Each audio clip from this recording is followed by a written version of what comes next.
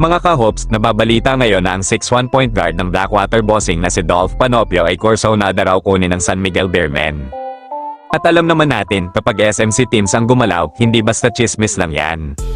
Ang SMB ngayon, kahit sabihin natin kaka-champion lang nila last season sa All-Filipino Cup, hindi sila nagpapakampante. Ngayon, nasa Commissioner's Cup na tayo, at ang target, isa na namang kampiyonato. Pero bago natin ipagpatuloy ang kwetuhang trade update, baka pwede pa subscribe kung gusto mo ang ganitong usapang PBA basketball update. May import na sila, 6'11" na si Marcus Lee, pero ayon sa mga usap-usapan, gusto pa raw nila magdagdag ng scorer. At dito pumapasok si Dolph Panopio. Ano ba ang meron kay Panopio? Alam natin na naglaro na rin siya para sa Gilas Pilipinas sa SEA Games. Doon pa lang, nakita na natin kung gaano siya kakompost bilang point guard. Hindi lang siya basta tagapagpasa, shooter din, kalmado pero gunner, marunong magbasa ng depensa, marunong magpatakbo ng play, kayang mag-control ng tempo, at kapag kailangan ng puntos, kaya rin niyang umiscore. Complete package kumbaga, at yan ang tipo ng point guard na gusto ng San Miguel, steady pero lethal. Rebuilding pa rin ba ang SMB? Oo mga hoops, kahit champion sila, nagre-rebuild pa rin sila in a way. Tinitingnan ni Coach Leo Austria kung sino ang mga dapat idagdag para sa future. Hindi naman pang lifetime ang lineup ng SMB. May mga players na may edad na. May inconsistent. May malapit na sa twilight ng career. At si Panopio, 25 years old lang. Perfect age para i-develop bilang future lead guard ng franchise. Isipin nyo, susunod na henerasyon ng point guard sa SMB kapalit ni na Chris Ross, Jericho Cruz at iba pa. Hindi ito basta bench player lang, posibleng i-develop ito bilang rising star ng Bearmen. Pero babagay ba siya sa stacked lineup ng SMB? Marami nagsasabi, baka masapawan lang siya. Pero hindi rin basta-basta si Dolph. Pure point guard na may scoring ability. Sa totoo lang, sa modern PBA ngayon, kailangan mo ng ganitong klase ng guard, hindi lang playmaker, kundi scorer din. At ang Blackwater, alam naman natin ang dynamic sa liga. Madalas na pag-uusapan ng farm team narrative. Kapag SMC team ang gumalaw, mas may financial muscle sila. So kung seryoso ang SMB kay Panopio, posibleng may mangyari.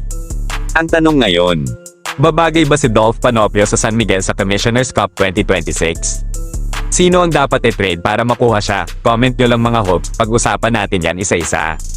Lipat naman tayo sa Ginebra, ngayon, mas lalo pang umiinit ang usapan sa Barangay Ginebra San Miguel. Dalawang pangalan ang lumulutang. Brandon Ganuelas Rosser, Taco Fall. At kung mangyari to, ibang level na to mga bro.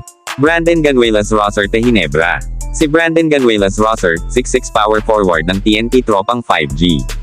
Tricky to, hindi basta-basta nakikipag-trade ang Ginebra sa TNT. Pero nung finals ng SMB versus TNT, nakita natin kung paano niya pinahirapan sina Junmar Fajardo, Brondial at Mo Tautoa. undersized man sa paint, pero puso, grabe, nakikipagbanggaan.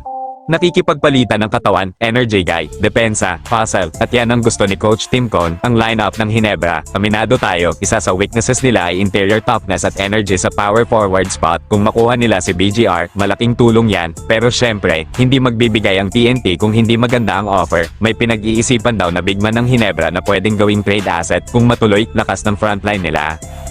Taco Fall, ang 7'6" na sagot, ngayon, mas malupit ito. Usap-usapan na gusto ng Ginebra si Taco Fall, ang dating NBA player na ngayon ay nasa CBA. 7'6", mga hoops, 7 talampakan at 6 na pulgada, grabe yan. Sino ba si Taco Fall? Si Taco Fall ay dating NBA player na naglaro sa Boston at Houston bago lumipat sa CBA. Hindi lang siya matangkad, may katawan, may presence, rim protector, at sa Commissioner's Cup kung saan may malalaking imports, kailangan mo ng panapat, dahil kung si Justin Brownlee pa rin ang import 6'6", maliit kumpara sa mga Giants. At tandaan natin, Prime Brownlee ibang usapan, pero ngayon 36 hanggang 37 years old na.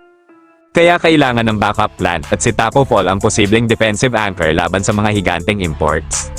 So ano ngayon mga hoops, kung pagsasamahin mo, Brandon Ganuelas Rosser, Taco Fall, existing core ng Ginebra, ibang klaseng lineup yan. Pero tanong, ito na ba ang best possible import switch kay Brownlee? Kailangan ba talaga nila si Taco Fall? Worth it ba isugal ang trade asset para kay BJR? At sa kabilang banda, babagay ba talaga si Dolph Panopio sa San Miguel o mas mag-shine siya kung mananatili sa Blackwater? Comment nyo lang mga hoops, isa-isahin natin yan sa susunod nating breakdown. Maraming salamat sa panonood mga brads. Kung bago ka pa lang dito, huwag kalimutang mag-like, mag-comment, at mag-subscribe. This is Race Hoops Universe. Dito, basketball ang usapan, walang mintis.